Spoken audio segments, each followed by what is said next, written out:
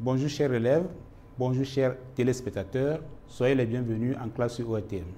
La fois passée, vous avez vu les appareils génitaux chez les spermatozoïdes et chez les mammifères. Alors, aujourd'hui nous allons parler de la formation des gamètes ou la gamétogenèse. Abordons premièrement la formation des gamètes chez les spermatozoïdes, chez l'homme en particulier. La gamétogenèse est la formation des gamètes. Elle se déroule dans les gonades et comprend la spermatogenèse ou la formation des spermatozoïdes. Et cette formation se déroule dans les tubes séminifères. Précisons d'abord que les tubes séminifères se trouvent dans les testicules, comme c'est déjà dit. L'ovogenèse ou formation des ovules, elle se déroule dans les ovaires, précisément dans la partie corticale des ovaires. La spermatogenèse comme l'ovogenèse se déroule en 4 phases. Nous allons parler maintenant des différentes phases de la gamétogenèse. Il y a premièrement la phase de multiplication. Les spermatogonies et les ovogonies, souches diploïdes, se multiplient activement par mitose successive pour donner des cellules, pour donner des spermatogonies et ovogonies, 2 N chromosomes, c'est-à-dire des cellules diploïdes. Alors ensuite, ces cellules diploïdes, qui sont les spermatogonies et les ovogonies, vont aller alors en phase d'accroissement. Et durant la phase d'accroissement, les spermatogonies deviennent, après un léger accroissement de leur taille, des spermatocytes 1, toujours à 2 N chromosomes, c'est-à-dire des cellules diploïdes. Et cette phase est cependant très importante dans l'ovogenèse et conduit à la formation de l'ovocyte 1 toujours à 2 N chromosomes. Ce sont des cellules, les spermatocytes 1 sont gorgés de réserves vitellines, c'est-à-dire qui vont assurer la vie après. Alors, ensuite, la phase de maturation. Elle est caractérisée par le phénomène de la méiose. Chaque spermatocyte 1 subit la méiose et durant cette méiose, il y a alors 2 divisions. La première division qui engendre 2 cellules haploïdes qui donne alors les spermatocytes 2. La deuxième division qui donne 4 cellules haploïdes qui sont alors les spermatides. Chaque ovocyte 1 par division réductionnelle donne maintenant naissance à 2 cellules haploïdes. L'une très grosse qui est l'ovocyte 2 et l'autre minuscule qui est le premier globule polaire qui dégénère. Ensuite, durant la phase de maturation, comme nous l'avons dit, il y a la méiose. La méiose même, c'est 2 divisions. Il y a la première division qui est la mitose réductionnelle. Et ça se déroule alors en 4 phases. Il y a la prophase 1, la métaphase 1, l'anaphase 1 et la télophase 1. Durant la prophase 1, qu'est-ce qui se passe précisément? Il y a les chromosomes homologues, comme le voyons, se regroupent, c'est-à-dire les chromosomes se regroupent en homologues. Nous avons ici 6 chromosomes, donc 3 paires de chromosomes. Il faut préciser d'abord que nous sommes bien sûr avec l'homme, dans la formation des gamètes chez l'homme et chez la femme, mais nous ne pouvons pas prendre les 46 chromosomes. Il faut noter d'abord que chez l'homme, il y a 46 chromosomes. Pour simplifier le schéma, alors nous préférons travailler avec 2 N égale à 6 chromosomes. Et donc ça nous donne alors 3 paires de chromosomes. On a alors 2. Les chromosomes sont en homologue et là on a également les chromosomes sexuels. XY chez l'homme et XX chez la femme. Alors, la disposition de ces chromosomes alors confère ou bien s'observe à la prophase 1. Après la prophase 1 vient la métaphase 1. Et qu'est-ce qui se passe? Durant la métaphase 1, les chromosomes homologues se disposent de telle sorte que leurs centromères s'alignent de part et d'autre de la plaque équatoriale, de la ligne médiane qui forme la plaque équatoriale. Ensuite, il y a l'anaphase 1 qui se caractérise par la séparation des chromosomes avec leurs chromatides, c'est-à-dire chaque chromosome garde ses chromatides, mais il y a séparation des chromosomes homologues. Et les chromosomes homologues séparés migrent alors vers les pôles des fuseaux achromatiques. Ça va aboutir alors à quoi? À la formation de 2 cellules filles haploïdes durant la télophase. On observe que ce sont les cellules qui sont des cellules haploïdes mais qui ne sont pas encore prêtes pour féconder. parce que les chromosomes sont toujours à 2 chromatides. Et quand on observe au niveau de l'ovogenèse, il y a alors une cellule plus grosse, comme on l'a déjà dit, qui est l'ovocyte 2, et l'autre qui est le premier globule polaire. Alors, vient ensuite la deuxième division de la méiose.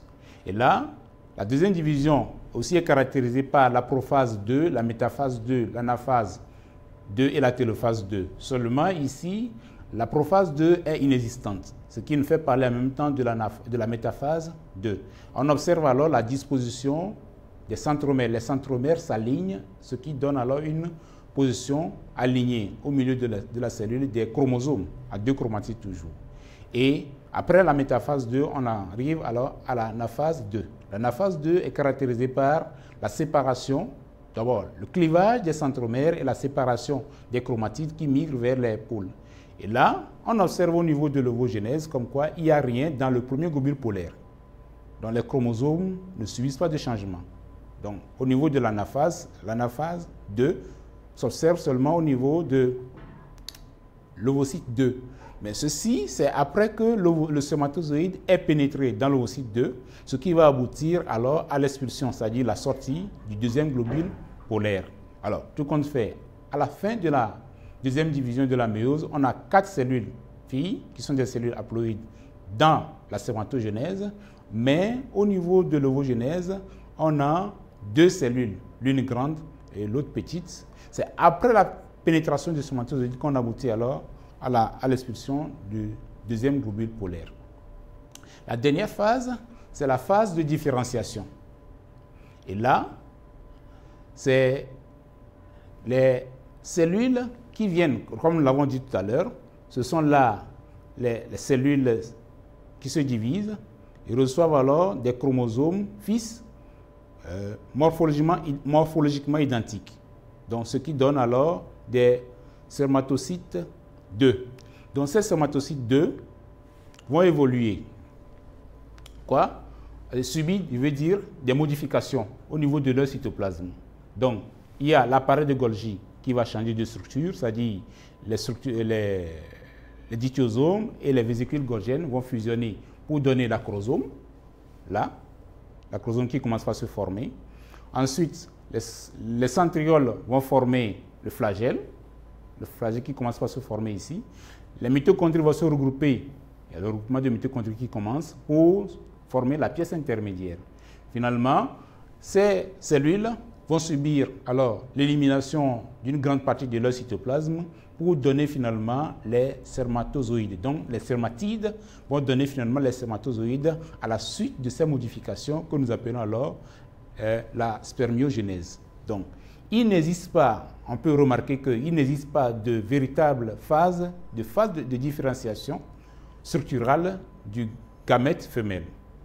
Chez les mammifères, la deuxième division méiotique ne s'achève que s'il y a pénétration des spermatozoïdes. Nous l'avons déjà dit, le gamète femelle est un ovocyte 2 bloqué à la métaphase 2. Alors, ici, nous allons simplement comparer la spermatogenèse et l'ovogenèse. Et en mettant un accent particulier sur les particularités au niveau de chaque gamétogenèse. Donc, ici, nous voyons que durant la phase de multiplication dans la spermatogenèse, il y a multiplication incessante des gonies chez l'homme à partir de la puberté. Mais là, chez la femme, donc dans l'ovogenèse, la multiplication est terminée avant la naissance de la fille. Et c'est à la 15e semaine de la vie fœtale que la vie active, les ovogonies vont essayer de reprendre pour évoluer finalement, pour donner alors ce que nous avons vu précédemment, l'ovocyte 2. Ensuite, la phase d'accroissement, elle est très réduite chez l'homme, mais très importante chez la femme. Et la phase de maturation, elle donne 4 cellules viables chez l'homme, donc division équitable des cytoplasmes dans les 2 divisions. Et au niveau de l'ovogenèse, elle donne seulement une seule cellule viable chez la femme.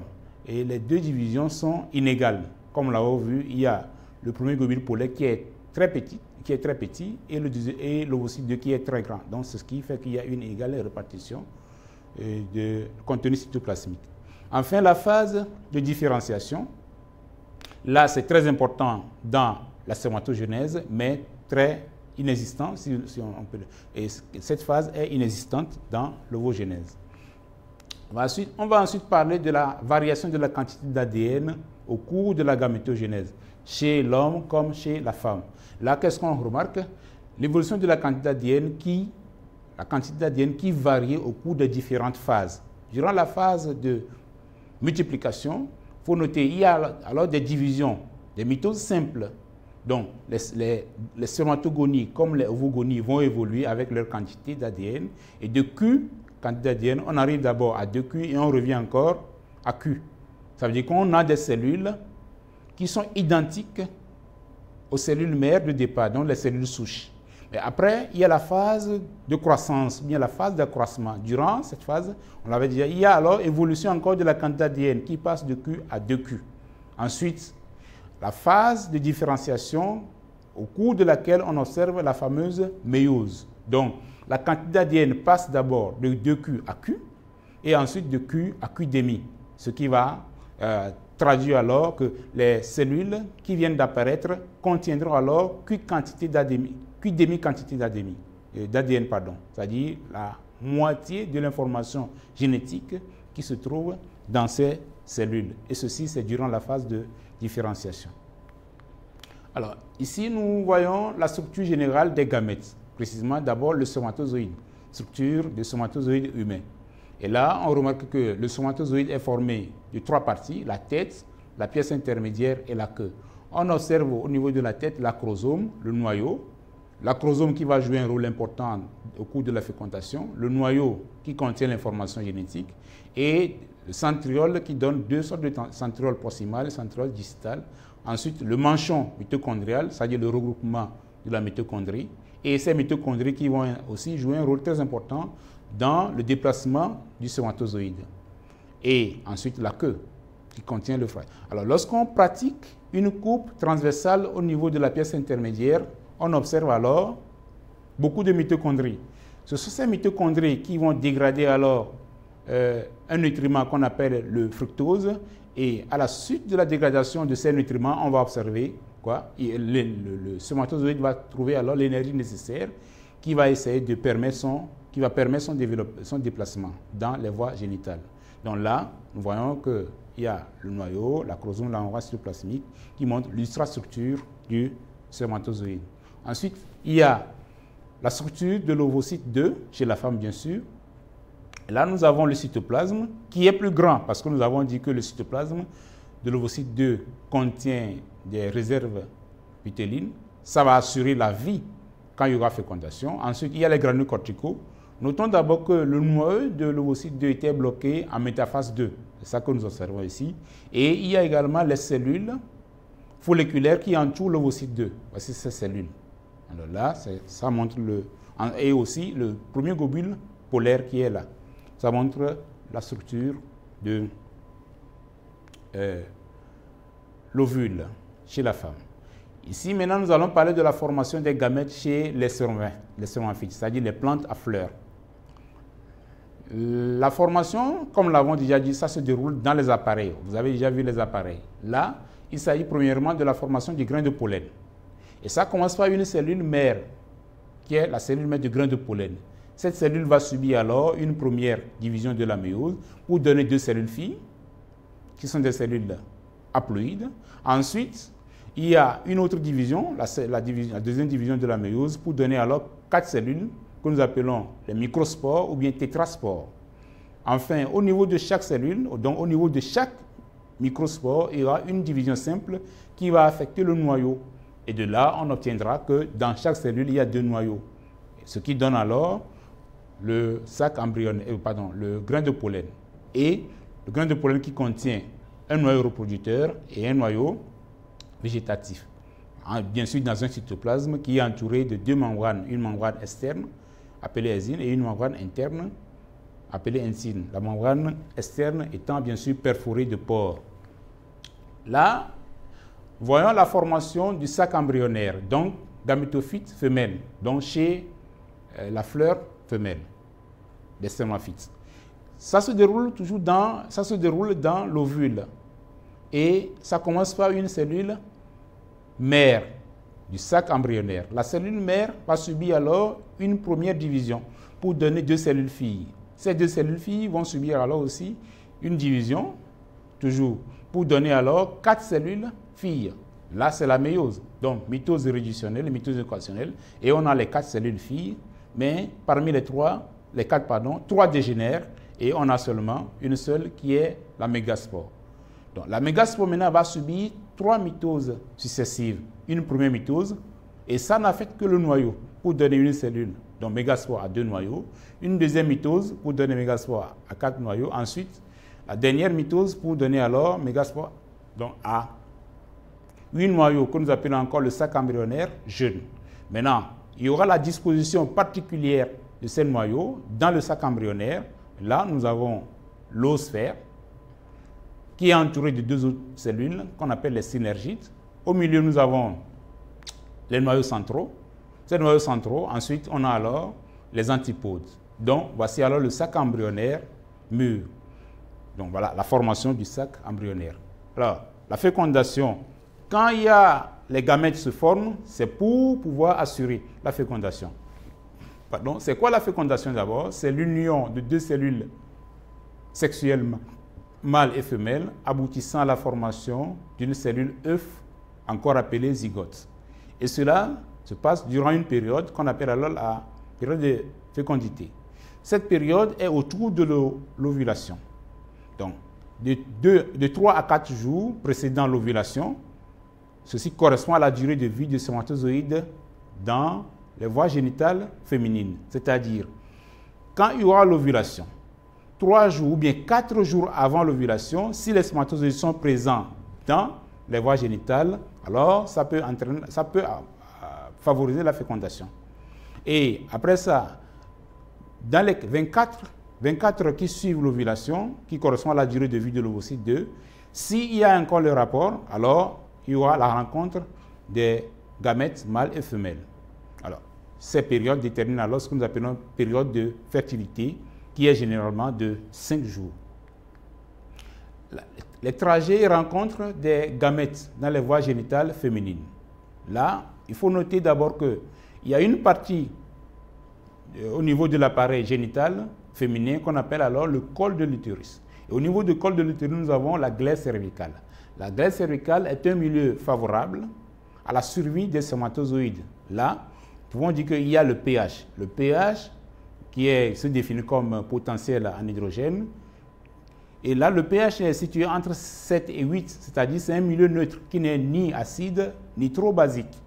Contrairement au pH du milieu vaginal, le vagin où le pH est égal à 5, dans le milieu plutôt acide. Donc, au niveau de la glaire cervicale, étant donné que le pH est neutre, les spermatozoïdes vivent.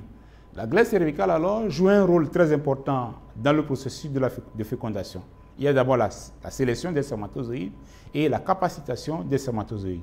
Ceci dit, parmi les 180 à 300 000 millions de spermatozoïdes de l'éjaculation, seules quelques dizaines atteignent un tiers externe de la troupe, c'est-à-dire qui parviennent à atteindre l'ovocyte 2, qui est situé à un tiers externe de la trompe de Fallope. Alors, ces spermatozoïdes sont alors capacités, c'est-à-dire leur pouvoir fécondant a été renforcé par la glaire cervicale et qui, en plus, leur fournit de l'énergie pour leur migration. Là, nous verrons ici comment se fait le déplacement des spermatozoïdes dans les voies génitales. C'est là où... Donc, les spermatozoïdes, en réalité, sont émis à proximité du col de l'utérus, c'est-à-dire là où il y a la glaire cervicale. Donc, comme l'avons dit, il y aura une sélection. Et alors, bon nombre de spermatozoïdes resteront ici, je vais dire. C'est-à-dire ceux qui sont mal formés, qui ont de grosses têtes, et tout cela, ils resteront ici. Mais une infime partie va traverser le col de l'utérus et se diriger vers les trompes. Alors, certains iront vers le trompe, là où il y a l'ovocyte 2, précisément au niveau de l'ampoule, et c'est là où il y aura la rencontre. Mais avant ça, une fois qu'il y a la libération de l'ovocyte 2, au niveau de l'ovaire. L'ovocyte 2 aussi va se déplacer sur une petite distance et rester dans l'ampoule. Voilà l'ampoule. Et c'est là où il y aura la rencontre entre l'ovocyte 2 et le spermatozoïde. Une fois qu'il y a la rencontre, alors si les conditions sont réunies, il y aura la fécondation, comme l'avons dit. Alors, comment se déroulent les étapes de la fécondation? Comment se déroule la fécondation? Les spermatozoïdes qui arrivent au niveau de l'ampoule, donc autour de l'ovocyte 2, il y a alors un qui va essayer qui pénètre, un seul pénètre. Et à la suite de la pénétration de ce spermatozoïde, on va assister à quoi? Au réveil physiologique de l'ovocyte 2, c'est-à-dire le noyau de l'ovocyte 2 qui était bloqué à la métaphase 2 va évoluer, c'est-à-dire on va assister à l'anaphase, le noyau va arriver à l'anaphase 2, et ce qui va aboutir à la formation du deuxième globule polaire. Vous pouvez remarquer qu'ici, il y a un seul globule polaire, mais ici, il y a deux globules polaires. Donc, ceci est dû au fait que le noyau de l'ovocyte 2 va achever sa division, donc aller à l'anaphase 2. Et on observe également que les granules corticaux, qui sont plutôt nombreux ici, diminuent. Là, le nombre diminue. Donc, et ceci, on peut remarquer là que l'espace périovocitaire augmente par rapport à l'espace qu'on a ici, l'espace périovocitaire qu'on a ici. C'est dû au fait que les granules corticaux fusionnent et déversent leur contenu, ce qui fait augmenter cet espace. En même temps, le cytoplasme diminue comparativement à ce que nous avons ici, et le cytoplasme qui a augmenté ici, mais qui diminue ici. Alors, finalement, les deux noyaux, c'est-à-dire le noyau du spermatozoïde et celui de l'ovocyte 2 vont se rencontrer au milieu du cytoplasme de l'ovocyte 2, ce qui est la vraie fécondation. C'est là où on parle de la fécondation. Et alors, vont commencer les divisions, les multiples divisions, simples bien sûr, qui vont aboutir à la formation de l'individu. Voilà alors les étapes de la fécondation. Ensuite, on va parler de la fécondation chez les spermaphytes. Alors, là, on va parler d'abord du grain de pollen. Qu'est-ce qui se passe? Lorsque le grain de pollen est déposé sur le stigmate, si les conditions sont favorables, le grain de pollen absorbe de l'eau et passe à l'état de vie active. Donc, sous l'effet de la turgescence, c'est-à-dire le fait que le grain de pollen absorbe assez d'eau, alors il germe en émettant un tube pollinique. Au cours de cette germination, le noyau végétatif va dégénérer dans le tube pollinique, tandis que le noyau reproducteur subit une mitose et donne deux entérozoïdes ou bien deux spermatozoïdes. Je dis que le noyau reproducteur va se diviser pour donner finalement deux entérozoïdes. Cependant, le noyau végétatif va disparaître. Alors, le tube pollinique qui contient désormais les entérozoïdes viendra jusqu'au niveau du sac embryonnaire dans l'ovule, et l'ovule qui se trouve dans l'ovaire. Et là, un entérozoïde, puisque le tube pollinique est désormais en contact avec le sac embryonnaire, un entérozoïde va s'unir avec l'oosphère pour donner une cellule diploïde, appelée cellule principale, et l'autre entérozoïde va s'unir avec les noyaux centraux pour donner une cellule triploïde, c'est-à-dire troisième, que nous appelons cellule œuf accessoire. Alors, c'est ça ce que nous appelons alors la double fécondation, particulièrement, qui est un phénomène particulier chez les spermaphytes.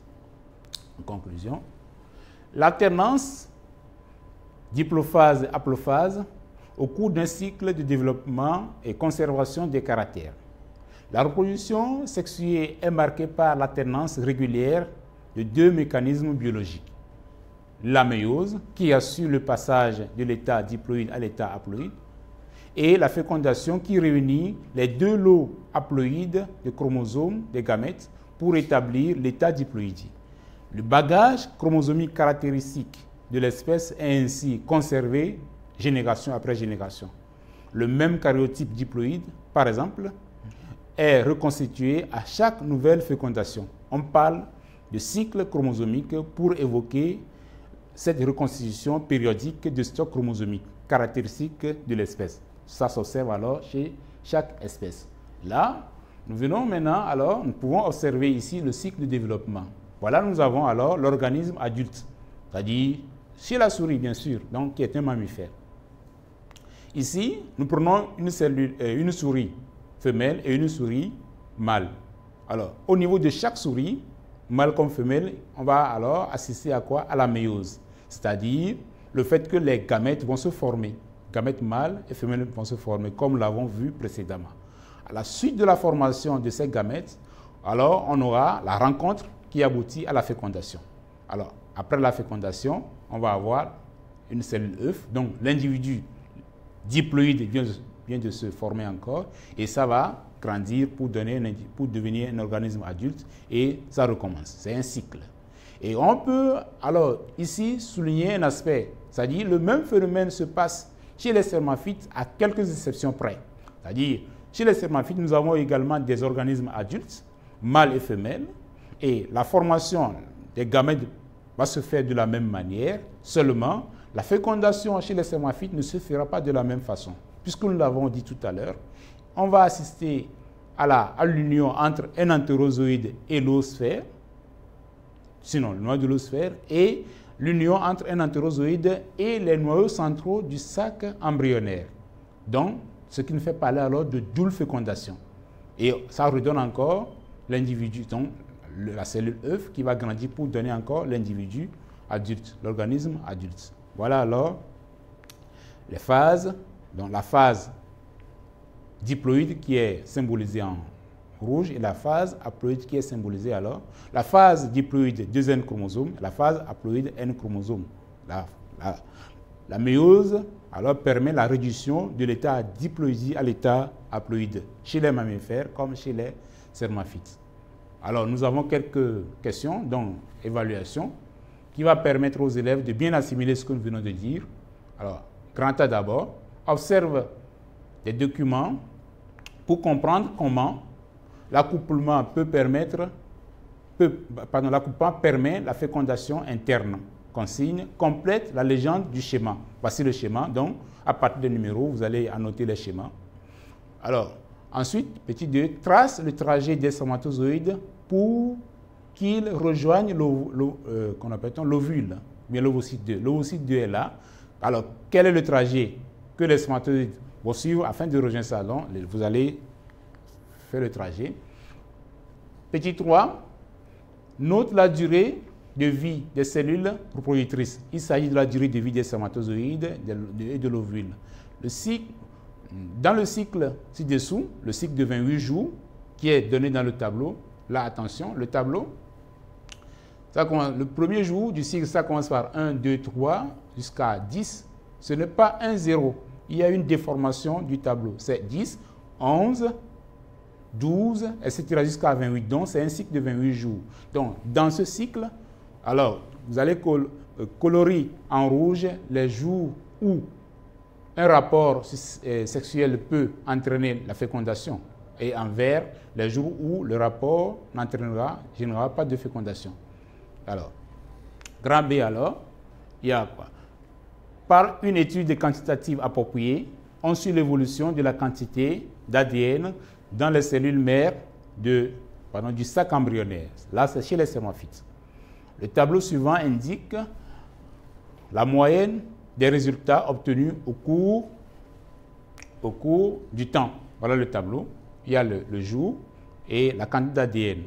La question A, c'est la cellule mère du sac embryonnaire. D, c'est la mégaspore. Alors, on dit de tracer maintenant le graphe traduisant l'évolution de la quantité d'ADN au cours du temps. Petit 2, interprète A, B, C et D en utilisant tes connaissances sur la formation du sac embryonnaire. Alors, nous sommes arrivés à la fin de cette séance. Je vous remercie. À la prochaine.